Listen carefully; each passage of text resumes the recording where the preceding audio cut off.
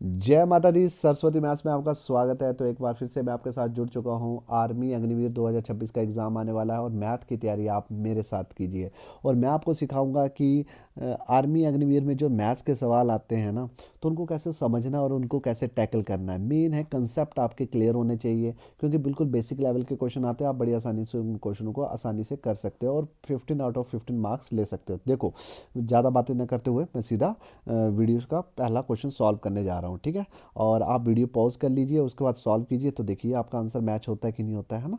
और अगर आपको वीडियो अच्छा लगता है, वीडियो को जरूर लाइक कर दो, शेयर कर दो, कमेंट कर दो, सब्सक्राइब कर दो, ताकि आने वाली नोटिफिकेशन को आप मिस ना कर सको। देखो फर्स्ट क्वेश्चन क्या बोल रहा है, उसको समझने की कोशिश करते हैं। फर्स्ट क्वेश्चन बोल रहा है the HCF of the two number is 15।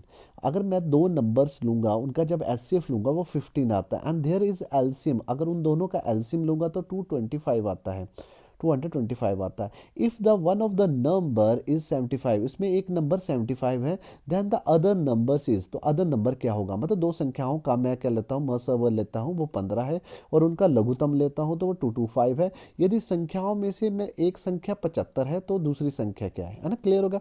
तो जब भी ये वाला क्वेश्चन आए तो बस आपको क्या याद रखना है, देखो टैकल आपको बस याद आना चाहिए एकदम से। आपको याद रखना है कि फर्स्ट नंबर और सेकंड नंबर, जो दूसरे नंबर को सेकंड ले लेता, अगर मैं इन दोनों का मल्टीपल करूँ ना, वो हमेशा आता है एलसीएम मल्टीप्लाई बाई एचसीएफ के बराबर आता है। कितना आता है बोलो, एलसीएम मल्टीप्लाई बाई एचसीएफ आता है। इसमें मुझे फर्स्ट नंबर दे दिया 75 है, अच्छा मुझे सेकंड नंबर दे दिया तो उसको मैं एक्स मान लेता हूँ। और मुझे उन दोनों का एलसीएम दे दिया तो कितना दे दिया, 225 दे दिया। और उन दोनों का जो एचसीएफ है वो कितना बोलो, 15 है। तो बस एक्स की वैल्यू निकालनी है, तो ये 75 कहाँ चला जाएगा, ये 75 कहाँ चला जाएगा, नीचे चला जाएगा। तो ये नीचे चला गया 75 हमारे पास। बस अब आपको कटिंग करनी है, आपको 5 का टेबल पढ़ना है। देखो 5 3 जा 15, 5 1 जा 5 होते हैं, 7 में से 5 गया तो 2 चला गया, तो 5 5 जा 15, 3 1 जा 3, 3 5 जा कितना होता है बोलो 15, 5 से काटा, 5 4 जा कितना होता है बोलो 20, 22 में से 20 गए तो 2 गए, 5 5 से कितना होता है 25। तो एक्स की वैल्यू कितनी आ गई। अगर आपको डिवाइड करने आता तो आप अपने तरीके से डिवाइड कर सकते हैं, पर इसका जो सही आंसर है वो क्या है, 25 है। सॉरी सॉरी, इसका जो सही आंसर है 45 है, मतलब option A is the right answer. Clear हुआ कि नहीं हुआ। तो इस तरह इन क्वेश्चनों को टैकल किया जाता है ना। चलो नेक्स्ट क्वेश्चन करते हैं। मैं आपको सिखाऊंगा ना कैसे सोचते, कैसे क्वेश्चन को। देखो अब इसको क्वेश्चन सॉल्व करने की कोशिश करते हैं। आपको अंडर रूट के अंदर दिख रहा है ना, तो पहले तो उसको मल्टीप्लाई कीजिए। देखो इसको मल्टीप्लाई हो जाएगा और ये प्लस हो जाएगा, तो कितना हो जाएगा बोलो, 4 1 जा 4 प्लस 5 अपॉन 4 हो गया। मल्टीप्लाई में कितना आ गया बोलो, 64 अपॉन कितना आ गया बोलो, 125 आ गया। और मल्टीप्लाई में पॉइंट हटता है तो दो जीरो कहाँ चली जाती है बोलो, नीचे। देखो अब इसको सॉल्व करते हैं, अगर सॉल्व होता है तो सबसे पहले तो मुझे ये दिख रहा है, देखो 5 1 जा 5, 525 जा, है ना, है ना। 5 2 ज़ा 10, और 5 2 ज़ा 10 है तो 2 कैरी चले गया, तो 25 5 ज़ा कितना होता है 125। देखो 4 से कट रहा है, देखो 4 1 ज़ा 4, 2 कैरी गया 16, मतलब 2 से भी काट सकते हो, 4 से भी काट सकते हो, है ना। जैसे 2 से काटते तो आप कैसे काटते, 2 से इसको काटा तो इसका आधा 24 होता है, 2 से काटा इसका आधा होता है तो इसका 16 होता है, इसका 1 तो कितना आ गया 16 आ गया।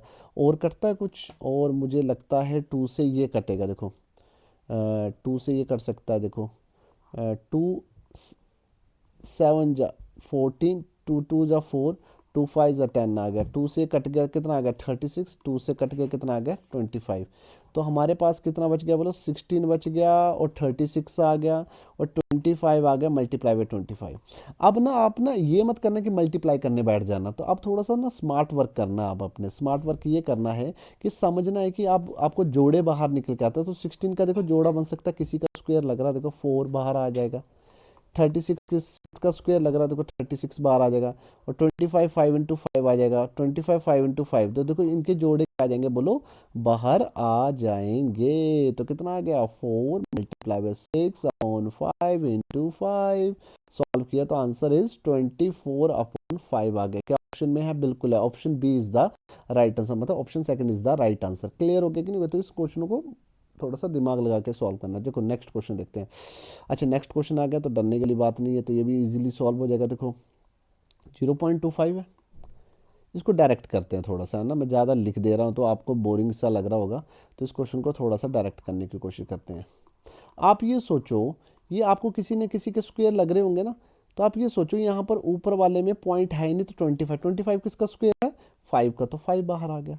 और पॉइंट के बाद कितने टर्म में बोले, 2 टर्म में है, तो स्क्वायर रूट में एक एक मतलब अगर टू टर्म में अगर पॉइंट के बाद अगर अंडर रूट के अंदर तो बाहर एक पॉइंट आ जाता, तो बाहर एक आ जाता तो 0.5 हो जाएगा। देखो अब देखो यहाँ पर 9 है, मानो कि यहाँ पर पॉइंट नहीं होता तो 9 होता, 9 किसका होता है बोलो, 3 का स्क्वायर होता, तो 3 बाहर आ गया। और यहाँ पर पॉइंट के बाद 4 टर्म्स तो आधी हो जाएंगे, तो बाहर कितना आएंगे, 2 पॉइंट आएंगे, तो 1 2 और ये पॉइंट लग गया और 0 आ गया सजाने के लिए, मल्टीप्लाई। अच्छा यहाँ पर देखो 3 का क्या होता है 9 और पॉइंट के बाद 2 टर्म में तो एक पॉइंट आएगा, इस सजाने के लिए लग गया। और 36 किसका होता है, 6 का होता है, और 0 पॉइंट कितना आ गया, 6 आ गया। क्लियर हो गया कि नहीं हो गया। अब देखो अब इसको सॉल्व करते हैं। देखो अब ये कि पॉइंट से देखो, ये वाला पॉइंट से ये पॉइंट कट जाएगा। क्लियर हो गया कि नहीं हो गया। अच्छा इस पॉइंट से ये वाला एक पॉइंट कटेगा, पर एक पॉइंट यहाँ रहेगा ही रहेगा, क्योंकि एक पॉइंट कट गया तो यहाँ पर पॉइंट आ गया। और वो पॉइंट कहाँ चला जाएगा बोलो, ऊपर चला जाएगा 10, कि पॉइंट के बाद एक टर्म है, तो 3 इंटू कितना आ गया 6 आके। देखो 3 से 3 कट गया, 2 से काटा कितना आ गया 5, और 2 से काटा के कितना आ गया 3, तो हमारे पास बन गया 25/3। और इसको सॉल्व किया तो कितना होता है बोलो, 3 8 24, 1 कैरी बचा मतलब रिमाइंडर बचा, तो कितना आ गया 8/1/3 आ गया, मतलब option 4 is the right answer. Clear हो गया कि नहीं हो गया। चलो जी आगे नेक्स्ट क्वेश्चन करते हैं। नेक्स्ट क्वेश्चन क्या बोल रहा है देखो, नेक्स्ट क्वेश्चन ना देखते बन जा रहा है, किसका सवाल है, एवरेज का सवाल है, मतलब औसत का सवाल है। और औसत का क्वेश्चन कभी भी आ जाए तो आपको क्या याद रखना, आपको तो याद रखना कि total number into average is equal to किसके बराबर होता है बोलो, सम के बराबर होता है। मतलब क्या कि कुल संख्या कभी भी किसके साथ गुणा हो जाए, औसत के साथ गुणा हो जाए, तो हमेशा क्या निकल के आता है, जमा। अब एवरेज का सवाल जब भी आ जाए ना, जैसे जैसे बोलता जाए बस वैसे वैसे करते जाओ बस। 9 नंबर की बात कर रहा है, किसकी बात कर रहा है बोलो, 9 नंबर की बात कर रहा है, तो 9 नंबर की बात कर रहा है। तो चलो जी आगे सॉल्व करते हैं। The average of the 9 number, the average of the 9 number is 30। तो 9 नंबर का जो औसत है वो 30 है, तो लिख दिया 30 है।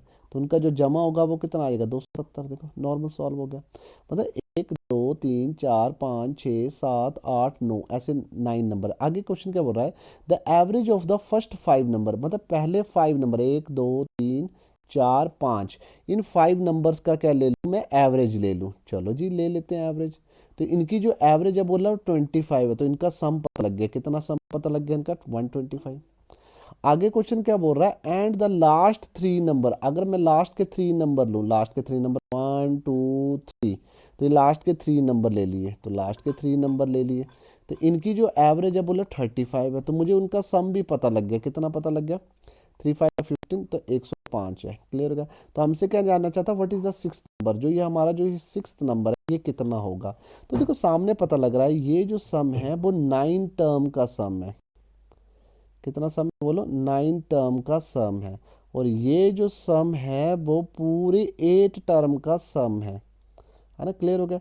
तो बस इनको प्लस कर लेते हैं, तो 10 एक कितना हो गया 30, 230 हो गया। तो 8 टर्म का सम 230 है, 9 टर्म का 270 है, तो सिक्स टर्म क्या होगी बताओ।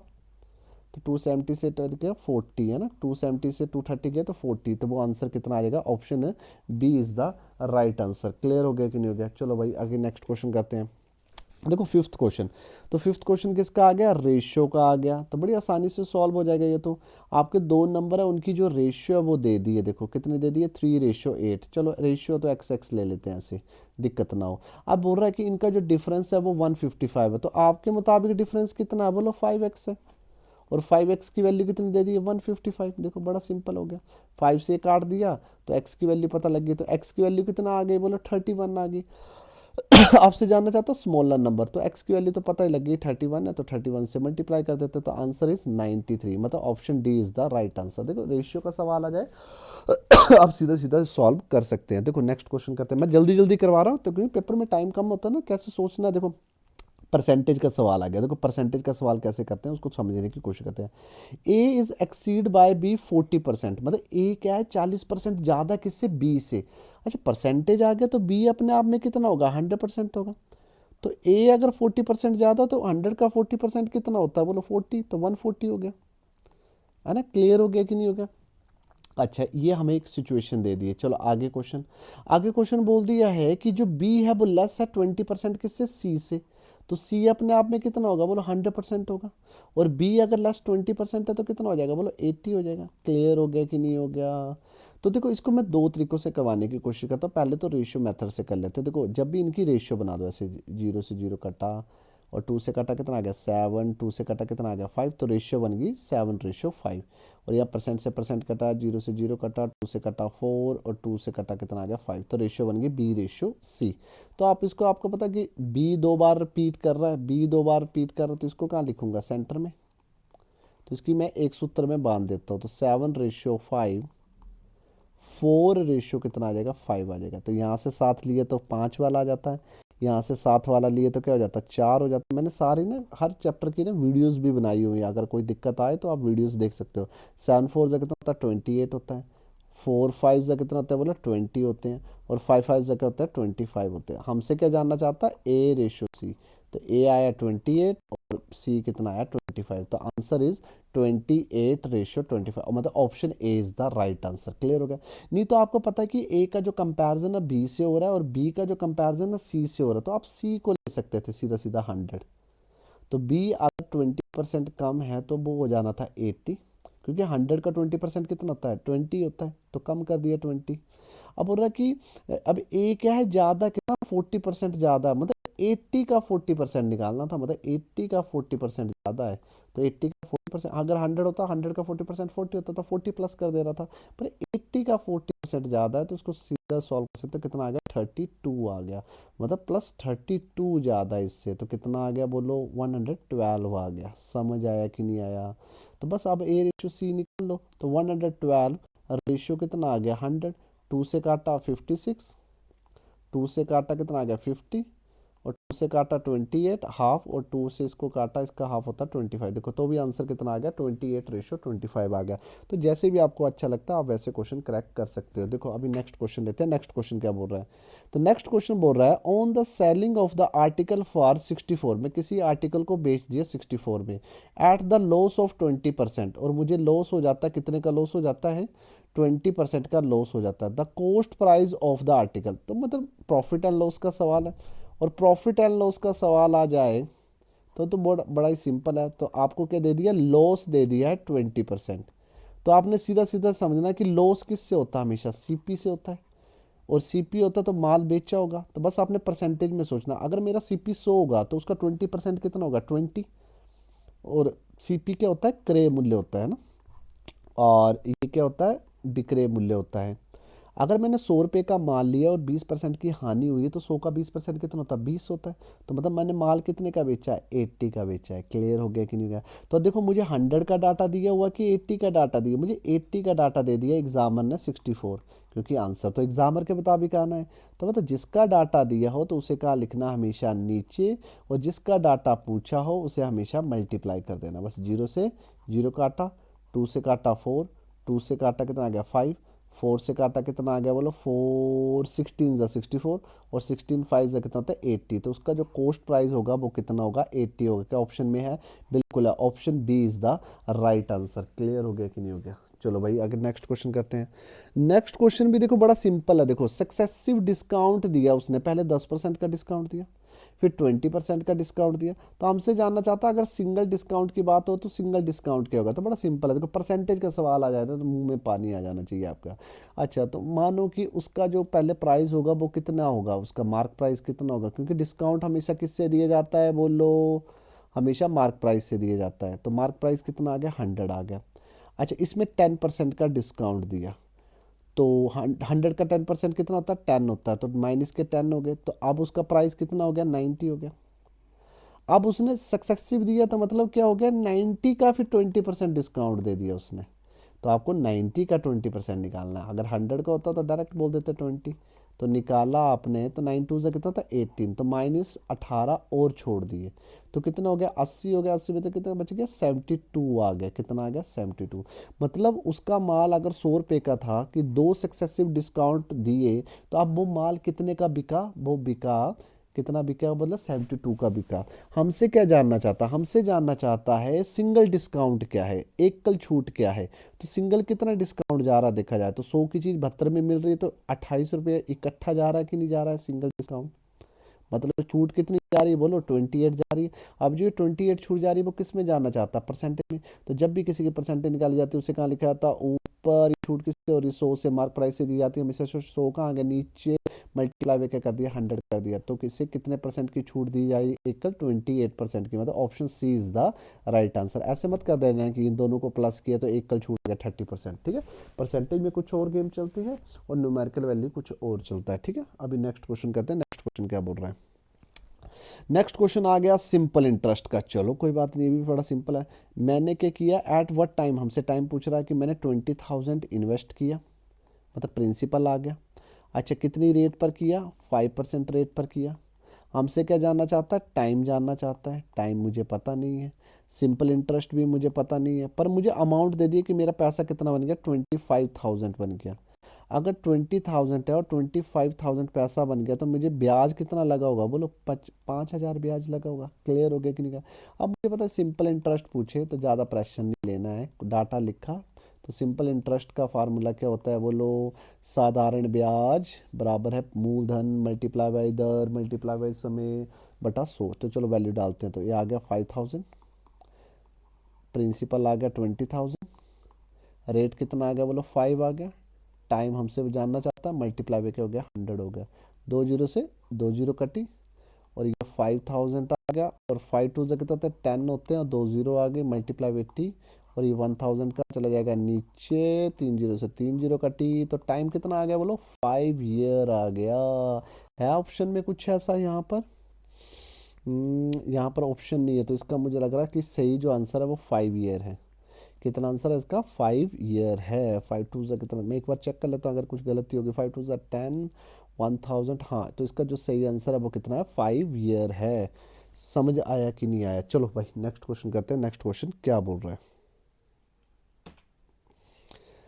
नेक्स्ट क्वेश्चन किसका आ गया, अ certain sum of money yield in rupees कितना हो जाता है, बोलो इतना हो जाता है, एज ए कंपाउंड इंटरेस्ट में हो जाता है इन ए 3 ईयर में, एज 5% क्या पर एनम है। अब देखो मैंने हर चैप्टर की ना वीडियोस बनाई हुई है। हमसे प्रिंसिपल पूछ जानना चाहता है, रेट कितनी थी, तो आप उन चैप्टरों की वीडियोस देख लीजिए। मतलब आर्मी जीडी के नाम से पहले मैंने वीडियोस बनाई थी, प्लेलिस्ट में आप जाओगे ना तो आपको हर चैप्टर की वीडियोस मिल जाएगी। अगर आप वो देखोगे ना तो आपके बड़े सारे कंसेप्ट क्लियर हो जाएंगे कि मैं इन क्वेश्चनों को कैसे टैकल कर रहा हूँ, ठीक है। क्योंकि एक एक बेस कंसेप्ट क्लियर हो जाएंगे तो बड़ी आसानी से कर पाओगे। अब देखो इनको, इस क्वेश्चन को तो मैंने बड़े अच्छे से सिखाया हुआ, अगर करना चाहो तो देखो बड़े सारे तरीक़ों से। जब भी रेट और टाइम दिए तो आपने समझ आना है कि किस टाइप का क्वेश्चन है, ये टाइप 1 का क्वेश्चन है। तो बस आप 5% दिए तो आपने कैसे लिखना है कि आपके पास रेट 100% थी, एक साल में कितना हो गया 5%, मतलब 105 हो गया। बस इसको 5 से काटा कितना आ गया 20, इसको 5 से काटा कितना आ गया 21 आ गया। क्लियर हो गया कि नहीं हो गया। तो अब क्या बोला हुआ है कि अच्छा हमें कम अमाउंट दिया तो क्या दिया, a certain sum of money yield, अच्छा sum of money yield as a compound interest.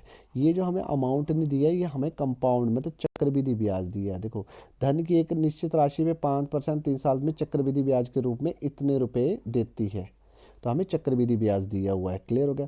तो बस मैंने क्या सिखाया वही कि पहले साल में आपका पैसा वो 20 से कितना हो रहा है 21, फिर दूसरे साल भी 20 से 21 हो रहा है, और तीसरे साल भी क्या हो रहा है 20 से 21 हो रहा है। मतलब आपको ना 1 से लेकर 21 तक के ना क्यूब याद कर लो, आपका क्वेश्चन इजीली क्रैक हो जाएगा। और 1 से लेकर 40 तक के कर लो, स्क्वायर याद कर लो। तो आप ये कंपाउंड इंटरेस्ट के क्वेश्चन ना बड़ी आसानी से कर सकते हैं। बस आप इनको मल्टीप्लाई करना, मतलब 20 का क्यूब होता है 8,000, और यहाँ पर 21 क्यूब क्या होता है, मतलब 9261 होता है। तो सामने पता लग रहा है कि आपके पास पैसा कितना था, 8,000 था। आपके पास जो अमाउंट है वो कितना बन गया, 9261 बन गया। तो इनका डिफरेंस लिए तो कितना आ गया, 1261 आ गया। तो कंपाउंड इंटरेस्ट कितना आ गया, 1261 आ गया। और एग्जामर का भी क्या आ गया, सेम टू सेम आ गया। तो मतलब मेरा जो प्रिंसिपल होगा वही एग्जामर का प्रिंसिपल होगा, मतलब option A is the right answer. Clear हुआ कि नहीं हुआ। अगर आपने फार्मूले से सीखा होगा ना तो आप फार्मूला लगा के भी इसको क्वेश्चन को सॉल्व कर सकते हो। चलो भाई नेक्स्ट क्वेश्चन करते हैं। मैं आशा करता हूँ कि आपको वीडियो पसंद आ रहा होगा। आपको देखो अगला क्वेश्चन देखो, बस मैं ये सिखाना चाहता हूँ कि आपको क्वेश्चन सोचना कैसे है। देखो A can complete a work in 12 days, तो सामने पता लग गया टाइम एंड वर्क का सवाल है। और टाइम एंड वर्क का सवाल आ जाए तो आपको क्या याद रखना है, आपको याद रखना है कि time into efficiency is equal to क्या होता है, बोलो वर्क होता है। एग्री करते हो?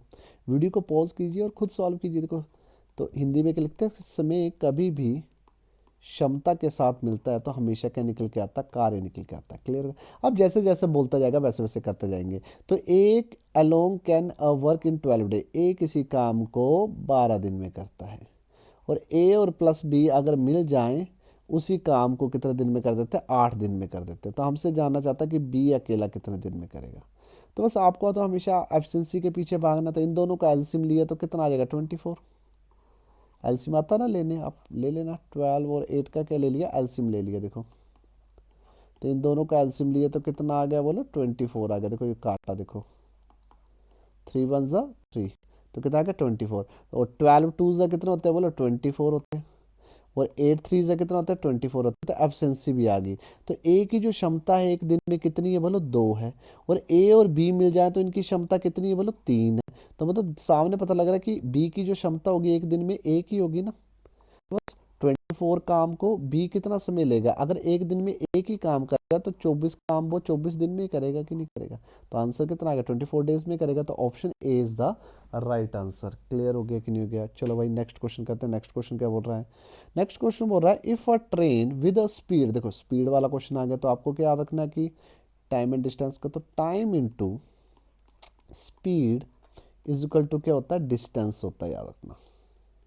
बस ये चैप्टर के ना आपको ये क्लियर हो ना कि किसका सवाल है, बस लिखते जाओ और जैसे जैसे बोलता जाए बस पुट करते जाओ।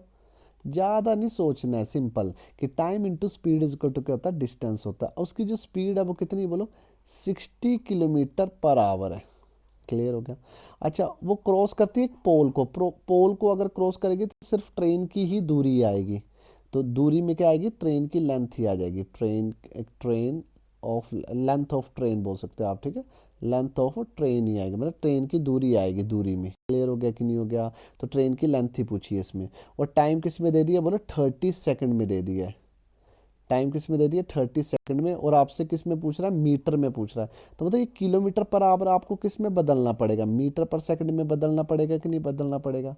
तो किलोमीटर पर आवर से मीटर पर सेकंड जाते तो हमेशा याद रखना 5/18 से मल्टीप्लाई कर दो। तो 60 है आगे, तो किससे मल्टीप्लाई कर दिया, 5/18 से। तो कितना हो जाएगा, बोलो 30 × 60 मल्टीप्लाई बाई 5/18 हो गया। ठीक है, बस आपकी क्या आ जाएगी, किसी भी ट्रेन किसी भी पोल को क्रॉस करे तो सिर्फ ट्रेन की लेंथ ही मेजर होती है, वो डिस्टेंस आ जाता है उसका। ठीक है, अब सॉल्व करते हैं। देखो 6 से काटा कितना आ गया, 10। 6 3 ज़ा 18, 3 से ये काटा कितना आ गया, बोलो 10 आ गया। और 10 10 ज़ा 100, 100 5 ज़ा 500 मीटर। तो ट्रेन की जो लेंथ होगी वो कितनी होगी, 500 होगी। मतलब option D is the right answer. Clear हो गया कि नहीं हो गया? तो देखो बड़ा आसानी से कर लिया। बस आप 3 क्वेश्चन बचे, उसके बाद फिर आपको देखते हैं कि आपके कितने सही होते हैं। देखो यहाँ पर देखो ये बना बनाया क्वेश्चन है। ये बोल रहा है कि a मल्टीप्लाई बाई बी अगर किसके बराबर होता है, 2a+b के बराबर है। अगर तो 5 × 2 कितना होगा, तो देखो a की वैल्यू 5 आ गई, b की वैल्यू कितनी आएगी 2, तो बस पुट कर देते हैं। तो 5 प्लस क्या हो जाएगा 2, और सबसे पहले ब्रैकेट सोल्व होती है तो कितना हो गया 10, और 2 10 जगह तो 20। तो आंसर इज आएगा 20।